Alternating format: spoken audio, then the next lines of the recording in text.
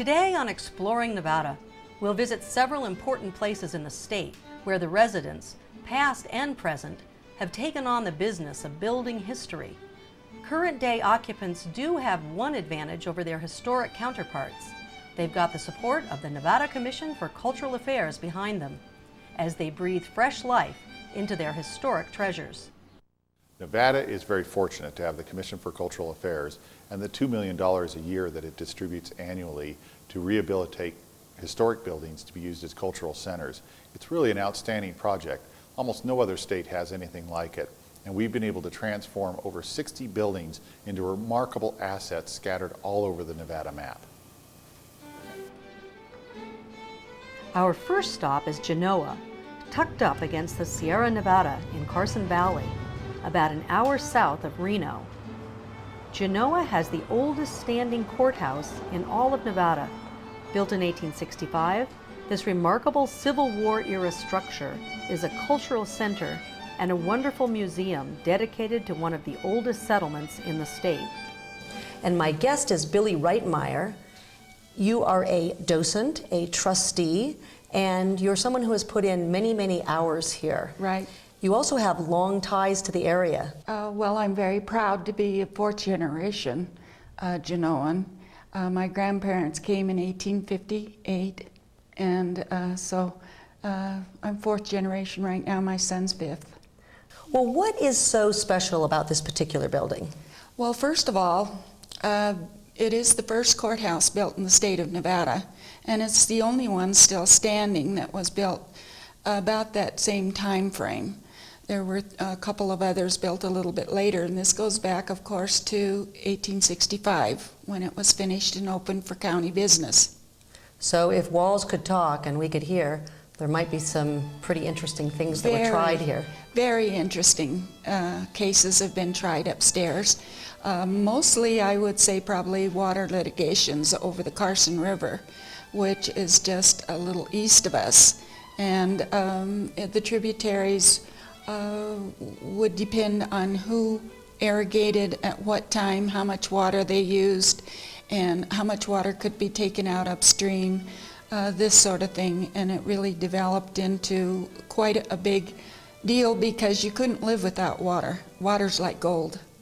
And the courtroom upstairs then was used then. It's not used anymore? It's not used anymore. It was closed. The county seat was moved in 1916 to Minden. And then this building for the next 40 years was a school. And then after it was a school? It was closed and vacant for a short time when the Historical Society decided this would be a tremendous project. They didn't want to see it deteriorate, and so they went through all the steps to acquire the building and turn it into a museum. What is it that you did to bring it back to its shape now? Because it looks pretty nice. Well, it was acquired by the Carson Valley Historical Society in 1968. They had to venture a great deal of work to bring it back. There had to be work done on the outside as well as the inside. Then it was finally dedicated about 8 years later. Since that time, in 2000, we have had to go back in and sort of do some of these things all over again. The outside mortar was deteriorating on the brick. This had to be replaced, and then also other things within the building. I have a photo here where they used wet sawing to cut through the cement floor to install the fiber optic lighting plant that's in the Indian exhibit room. There was also painting done after everything was finished. There was new carpeting laid. A benefactor was nice enough to donate the carpeting for the building. We also had to have the whole building completely rewired. It was in rather dangerous condition, and so it had to be completely rewired. And the funding from the state helped you to carry these things out? Right. The Office of Preservation in Carson City, Historical Preservation Office. Great, with CCA funds. Right. So you were able to do this for the public, and now what's terrific is that you have this beautiful museum Why don't you tell us what's in here? Because it doesn't look that large on the outside, but it really has quite a bit inside. Yes, and we don't let it get cluttered. We change exhibits. We're sitting in the recorder's office. This is a rather interesting exhibit. We also have beautiful Indian baskets, in particular one, the Datsal Ali basket, which is just a pride and joy. There's one room in this building that has a special memory for you. Well, actually, several rooms do. When I stop and really look at each one and try to pick a special one. But the kitchen is where my mother cooked. And she actually went to school here too. She was, in 1916, she started school here. And then later, of course, when she got married, and she cooked upstairs. And I would stay up there with her. I was only probably about 5 or maybe 6 years old. I hadn't started school yet. And I had a color book and crayons, and I would sit in the corner and color. And at times, if I was given a job, it would be turning the crank on the butter churn. And I didn't mind doing that at all. I was glad to be able to do something to help my mom.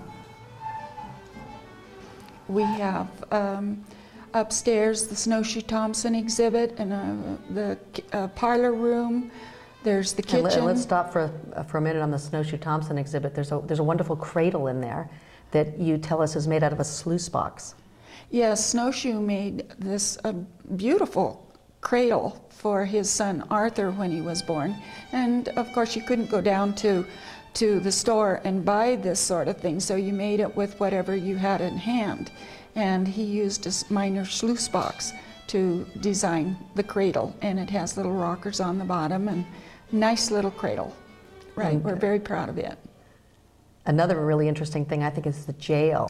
There's 2 cells that were actually built to specifications in the jail. And of course, in the very early days, there was no electricity, so they probably used kerosene lanterns. And it's very sort of dark in there and sinister sort of looking. And when we were going to school, we were not allowed in there because it was so scary, kind of, you know, and we made up our own stories about the jail cells and the criminals that were kept there and this sort of thing.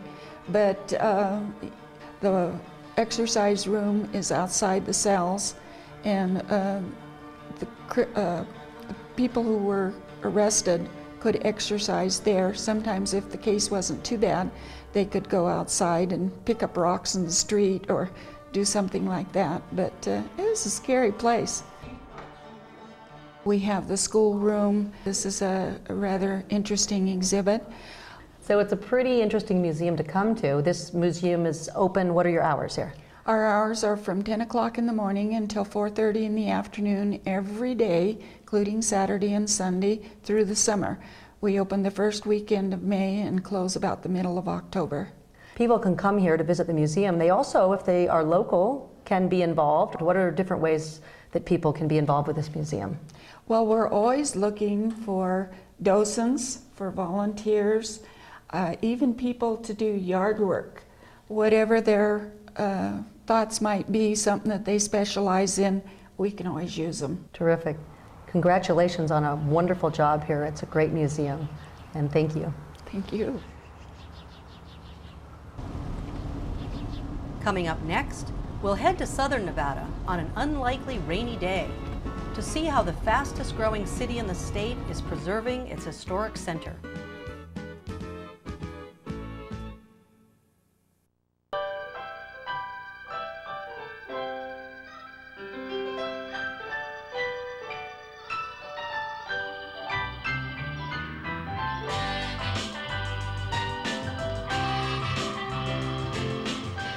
No one looks back fondly on the years they spent in a parking garage. When we lose a historic place, we lose a part of who we are. Help protect historic places in your community. Visit nationaltrust.org. Gather around. Now everyone, this is an exhibit of an Ice Age mammoth. Now long ago in Nevada, these ancient elephants rummaged through springs and stream beds for food. Imagine at one time, herds of these huge animals roamed in what might have been your own backyard. You'd be amazed.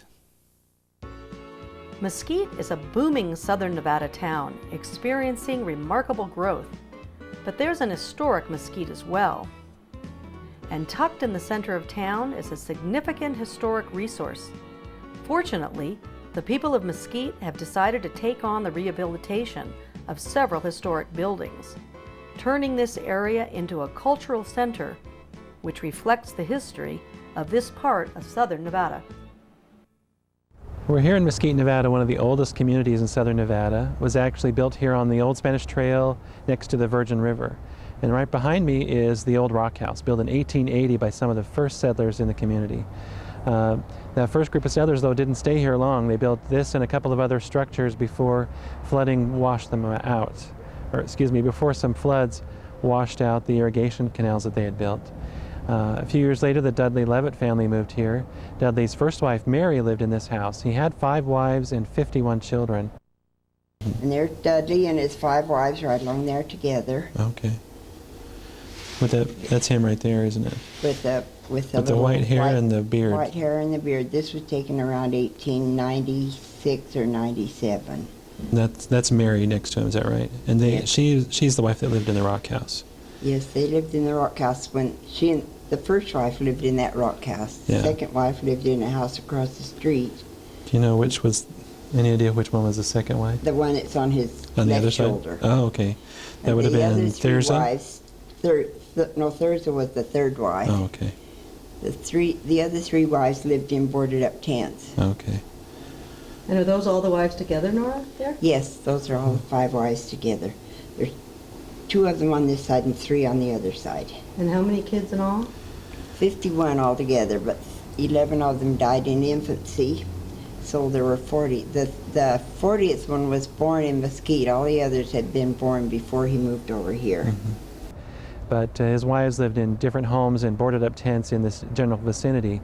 They only lasted a few years before they too were forced out by flooding and the heat, and it was just a hard living until a group came along later. So in 1894, the permanent settlement of Mesquite was established with several families coming from nearby Bunkerville.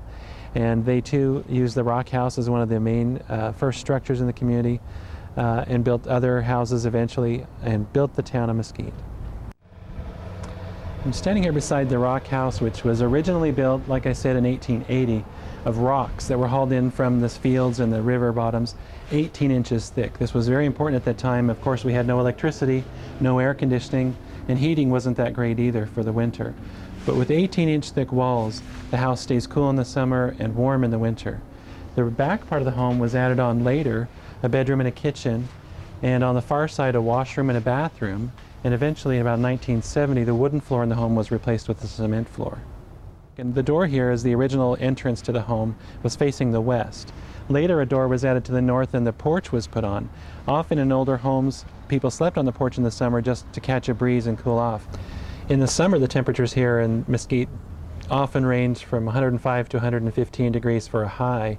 At night, the low is only 80 degrees. It makes sleeping very uncomfortable. Here in the Virgin Valley, people often slept with a wet sheet that they would dip in the irrigation ditch because it was the only way to stay cool all night long. In fact, people who do it today say it was so cold that they had to throw off the wet sheet. Here we are by the back door of the home, and you can see the washroom was on this side of the house. A fireplace was added after the building was built. You can see the chimney sticking through the roof. There's a beautiful rock fireplace on the inside of the home that was built later to provide heat. Eventually we'd like to use the home for a house museum, but part of our grant is to do a market study. What is feasible for us as a small community to use this house for at this time? Is it a house museum? Should we use it for some other public purpose? Or could it be used for a nonprofit office space or visitor center? One of the great things about the wall behind me is it was put together one rock at a time, pieced together by the hands of some of our forefathers. It really demonstrates their ingenuity and their determination, and we're proud to have it as part of the state and the city's conservation efforts. Now we're standing here in front of the old gym, as it's known here in Mesquite. Although we're less than a block from the old rock house, we've jumped ahead several decades to the New Deal programs built by the federal government in the 1930s. In fact, when this building was completed in the late 30s was about the same time the city finally got electricity. In 1939, power lines reached Mesquite from Hoover Dam and really lit up the place. The old gym was built as a community facility in Italian Renaissance style architecture. You can see several Art Deco features along the front. It's really a community treasure, but it's had many uses over time. As you can see, the building is now used by the Mesquite Boxing Club and the Family Resource Center. It's also housed a senior center. The Justice Court has been there for a while. It's had many uses to serve the neighborhood over time. And we've asked the state to help us figure out what the building needs to be fixed up and what it could be used for. One of our dreams is for this to be a new community library or a new fine arts center when we grow out of our existing facility. And coming up next, we'll visit another historic structure in Mesquite, where the dream of earlier residents has been carried out decades after the physical structure was built.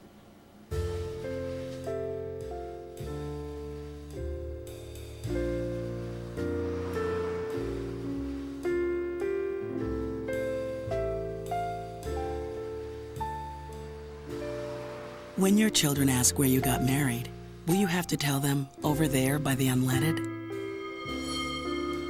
When we lose a historic place, we lose a part of who we are. Help protect historic places in your community. Visit nationaltrust.org. Lived and he realized there was a rider and a saddle on his back, and he exploded.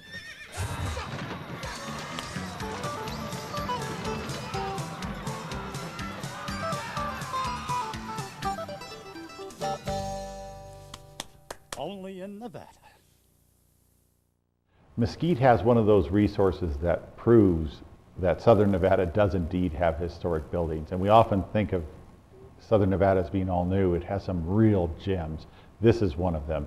The Mesquite Museum that the Commission for Cultural Affairs helped support is built in one of two Pueblo revival structures in the state of Nevada. And this structure, dating to the Depression, is a real indication of how people pulled together to build a structure, and now the same community has pulled together to put a nice little museum in there. The Virgin Valley Heritage Museum sits alongside the old Spanish Trail, which these days has become a noisy thoroughfare in the rapidly growing town of Mesquite. Running the museum is Nora Hughes, who's lived here for the past 40 years. What day the old folks party was when they took this photo? No, it was in the fall. They always had an old folks party. An old folks, every fall at the bunker building? Every fall. At the old Rock Church building, okay. The young people would always give this party for the older people in town. I really like working here because it takes me back to my childhood. Everything here are things that I grew up with, things that I used as a child. Nora, this museum was actually a New Deal project back in the 30s, and you have a wonderful photograph of the museum. Or, well, it wasn't a museum then. Can you tell us about what was going on at that time? Well, at that time, when there was no money in the United States, it was after the market crash. Franklin Roosevelt was the president of the United States, and he organized the WPA for married men to work, the CCC camps for the boys who could leave home, but the National Youth Administration was organized for the young men who were still in school and could work during the summer. And these initials, excuse me, right behind us, NYA, were put right into the fireplace. Yes, when it was built. These boys, when school was out, they borrowed Grandpa Hughes's old new Chevrolet truck. New at the time. New at the time, and went across the river and picked up the rocks, brought them here, and with Walter Hughes's supervision, they made the frames and put the rocks in and built it up. And you can see the rocks, they got up just to the tops of the doors and windows here in this picture when it was time for school to start. So the funding stopped because the government wouldn't pay them to stay out of school. And the boys were not working without pay. So the men decided, after it sat unfinished for a while, the men decided they would finish it. Now these are pictures of the men who are working to finish it. But you can see by the size of the rocks below, the tops of the doors and windows below and above, you can see by where the men started to work. The larger rocks are on top of the building, the smaller ones are down at the bottom. And at the time, you said that they wanted to have this be a library and a museum. It was built for a library and a museum. Before the building could fulfill its destiny as town library and museum, the events of Pearl Harbor led to a far different use for the structure. We had doctors coming from Salt Lake once a month, and he'd spend a few days. And then 2 weeks later, a doctor would come up from Las Vegas and spend a few days. But after Pearl Harbor, so many of the young doctors were drafted into the service that there were no doctors available to come down here. The roads were only gravel and cars were made with rubber tires. So the first thing you had was first thing going down the road, you'd have a flat tire, you'd have to stop. So when a nurse from New York moved to the area, the townspeople quickly hired her and her husband to operate a medical clinic in the building. The townspeople built this apartment on the back for the couple to live in so they could live right here. They had no children of their own. And it was a part of the Southern Nevada Memorial Hospital at that time. We got all of our equipment from their hospital in Las Vegas. And we still have some of the birthing table and medicine cabinet and a few things that were in the hospital, and a baby bed. So they lived here and took care of the whole town until 1977, when she became ill and died, and he died just 6 weeks later. But he was in his 90s and she was in her 80s at that time. So it was vacant from 1977 until 1984, when the city was incorporated, and the city mayor and the council decided they would make this into a museum, like it was designed for, built to be a museum in the first place, a library museum. So over the years, it really hasn't changed much on the outside. Looks pretty much the same? It's the same on the outside. The inside has been replastered, repainted, and the carpeting has been changed.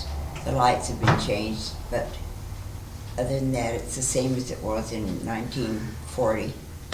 And the building itself is, I mean, you've got the museum going on, it's fulfilling its mission. What are your next plans for this place?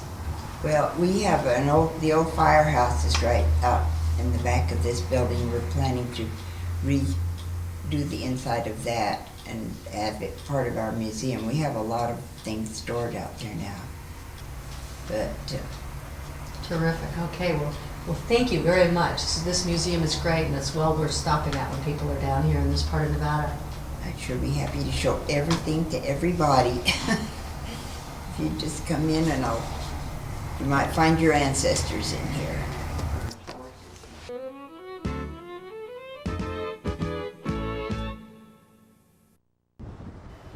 Mesquite, along with Las Vegas and many parts of Nevada, is swept along in a giant wave of change brought about by its rapid growth. For all of us, the question becomes how to preserve the best of the old in the face of relentless development.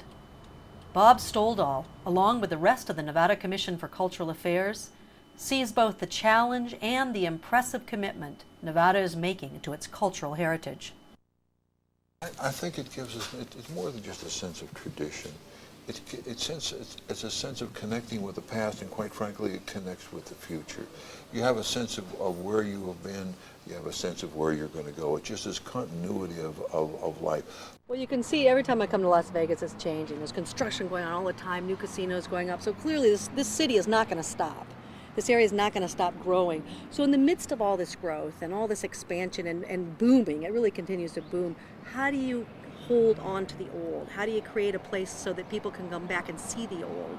And what are your plans for that? Well, you have several active groups that are involved in that, because the preservation of history in a community is what a community is all about.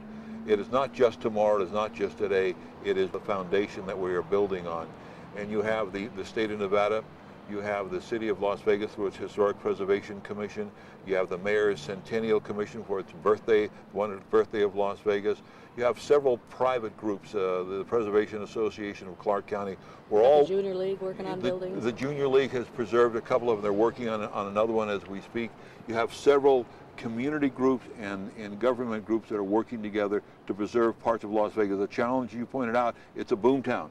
And so we're always looking at tomorrow and not really remembering yesterday. We've lost several icon buildings, the Las Vegas Ice House, the Las Vegas Hospital. We're losing some of the railroad cottages. So Las Vegas tends not to do well in preserving its history, but at this point, with its birthday coming along, we are going to be saving parts of Las Vegas's history. And let's talk for a minute about the places that are available if you do make it here. Old places you can come to, like there's the Fort. What else do they?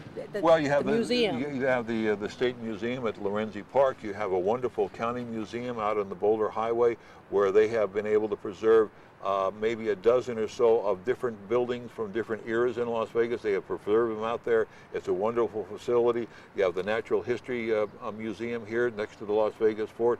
This is truly a cultural area, a cultural corridor in southern Nevada. You've got a neon boneyard that is available for viewing. It truly is going to be... You've got the Lost City Museum, we want to mention that The Lost City Museum, which is maybe about a 45-minute drive. You have the Valley of Fire, you have Red Rock. All these have historic elements to it, as well as natural beauty. You know, Nevada has wonderful things to see and visit throughout the state, no matter where you are or where you're going to go. And this is true for the entire year. Check out our webpage and look for those special occasions and look for the places to visit and enjoy them. But every May, with Archaeological Awareness Week and Historic Preservation Week, there's a concentration of events and special things to do. Go visit our webpage and you can see a calendar of options that will be perfect for you no matter where you are or where you want to go. Please join us in preserving and celebrating our state's colorful heritage. Call 775-684-3448 or visit us at nevadaculture.org. Besides administering grants, the Preservation Office maintains state and national registers of historic places and runs the State Historic Marker Program. The Preservation Office is part of the Nevada Department of Cultural Affairs, along with the State Library and Archives, Nevada Arts Council, and Division of Museums and History. Through these agencies, the state of Nevada offers a wealth of cultural programs for residents and visitors alike. We invite you to check out our website or call 775-687-8323 in Carson City. And see you next time on Exploring Nevada.